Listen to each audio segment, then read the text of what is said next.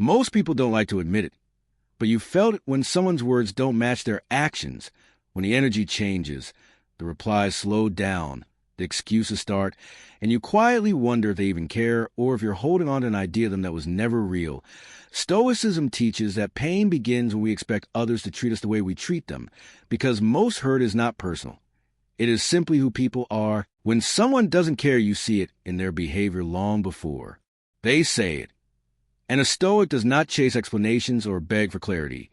They observe calmly and accept what is shown. Because behavior is truth and attachment is illusion. Once you accept this, you stop trying to impress, convince, or hold on. You step back without anger. You let silence speak. And silence reveals everything. Those who care move closer, and those who don't fade away. And either way you gain peace. Staying where you are only tolerated will drain you, confuse you, and keep you doubting. So protect your energy, because not everyone deserves your attention. Detachment is not being cold.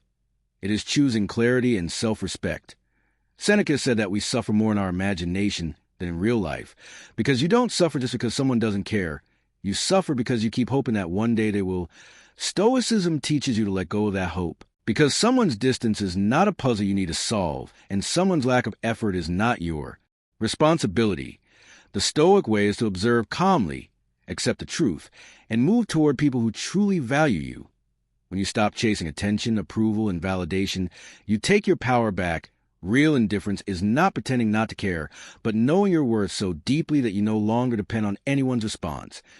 People cannot control someone who wants nothing from them. Those who care will show it, and those who don't never will. No amount of waiting or arguing will change that.